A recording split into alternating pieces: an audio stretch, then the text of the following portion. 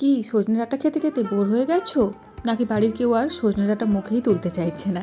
চিন্তা কি, আমি তো আছি। সজনে ডাঁটার আবার একটা ডেলিশিয়াস রেসিপি নিয়ে হাজির হয়ে গেলাম। এই রেসিপিটা যদি বাড়ির লোকজনদেরকে একবার বানিয়ে খাওয়াও না, সত্যি বলছি সবাই কিন্তু সারা বছর অপেক্ষা করবে যে কবে সজনে ডাঁটা বাজারে আসবে আর কবে এত সুন্দর রেসিপিটা আবার ট্রাই করবে। তাহলে চলো দেরি না করে রান্নাটা দেখে নাও।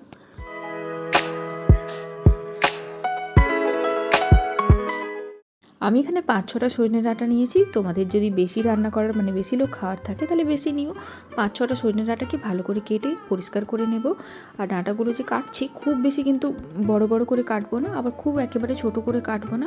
দুটোই কিন্তু খেতে ভালো লাগে না। একটু মাঝারি সাইজের হলে তাহলে কিন্তু সজনে ডাঁটাগুলো খেতে ভালো লাগে। ডাঁটার আঁশগুলো ফেলার পর ডাঁটাগুলোকে ভালো করে ধুয়ে পরিষ্কার করে নিয়েছি। ডাঁটা ছাড়া যেটা লাগছে সেটা হচ্ছে আলু। তো আলুটা কিন্তু সেদ্ধ আলু লাগবে, আর এই রান্নায় আলুটা একটুখানি বেশি লাগবে। তো আমি এখানে দুটো মাঝারি সাইজের আলু নিয়েছি ৫-৬টা ডাঁটার জন্য। আলুটাকে ভালো করে সেদ্ধ করে নিয়েছি। আলুটাকে হাত দিয়ে ভেঙে নিতে হবে, তো এই ভাঙাটা আমি এখন দেখাচ্ছি না, ওটা রান্নার সময় দেখাবো। এখন একটা মশলা করে নেব। মিক্সার গ্রাইন্ডারের মধ্যে আমি 2 চামচ নিয়ে নিলাম সাদা সর্ষে, আর যতটা সাদা সর্ষে নিয়েছি তার অর্ধেকটা নেব গোটা জিরে, তার সঙ্গে নেব 20-25টা গোটা গোলমরিচ, আর তারপর আমি নিয়ে নেব একটুখানি নুন। এটাকে এখন কোনো রকম জল না দিয়ে একটুখানি গ্রাইন্ড করে নেব, এরকম পাউডার পাউডার হয়ে যাবে। এরপর দিয়ে দেব 1 ইঞ্চির একটা আদাকে ছোটো ছোটো টুকরো করে, আর তার সঙ্গে দিয়ে দেব 4-5টা কাঁচা লঙ্কা, যেমন তোমরা ঝাল খেতে পারো সেই বুঝে ঝালটা দিও।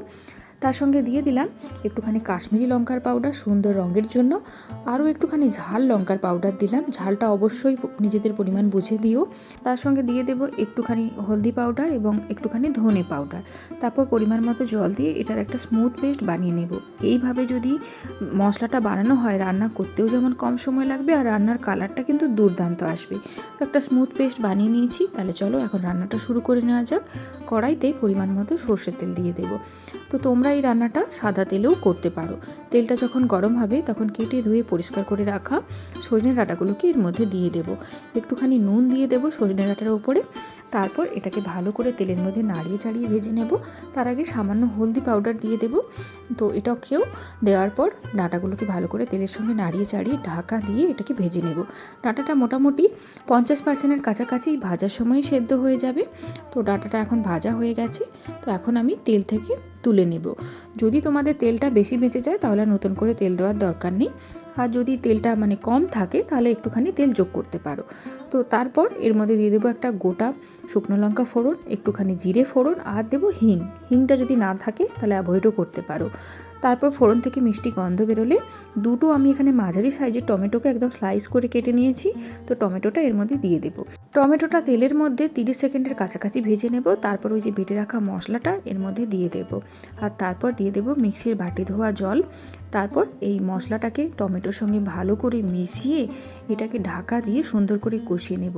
এইভাবে কষালে টমেটোটার সঙ্গে মশলাটাও মিশে যাবে, এক তো রান্নাটা ভীষণ টেস্টি হবে, আর রান্নাটার কালারও দুর্দান্ত আসবে। তো পরিমাণ মতো নুন দিয়ে দিলাম। আগে যদিও বা মশলাটা বাটার সময় নুন দিয়েছিলাম, সেই ব্যাপারটা খেয়াল রেখে কিন্তু নুন দিতে হবে। অবশ্যই কিন্তু মাঝে ঢাকা খুলে নাড়াচাড়া করো যাতে নিচের দিকে মশলাটা লেগে পুড়ে না যায়। সজনে ডাঁটার রেসিপি আমি অনেকভাবে তোমাদেরকে বানিয়ে দেখিয়েছি, অনেকে অনেকভাবে বানাচ্ছে। তোমরা কিন্তু অবশ্যই এইভাবে একবার বানিয়ে দেখো, সত্যি বলছি স্বাদ কিন্তু সত্যি মুখে লেগে থাকবে। তো এখন দেখো মশলাটা সুন্দর করে কষানো হয়ে গেছে, কি সুন্দর করে তেল ছেড়ে এসছে। এখন ওই সেদ্ধ করে রাখা আলুগুলোকে আমি হাত দিয়ে একটুখানি চটকে নিয়েছি, তবে একদম চটকে নিইনি, একটু দানা দানাও আছে। তো দিয়ে এটাকে হচ্ছে আমি কি করব, ওই কষানো মশলার মধ্যে দিয়ে দেব। দিয়ে এটাকে ভালো করে মশলার সঙ্গে মিশিয়ে 1 মিনিটের কাছাকাছি কষিয়ে নেব। আলুটাকে বেশি কষানোর একেবারেই দরকার নেই, এক তো আলুটা আগে থেকেই সেদ্ধ হয়ে আছে। বেশি কষাতে গেলে কিন্তু একদম মানে ঘাঁটা হয়ে যাবে, তখন ভালো লাগবে না খেতে।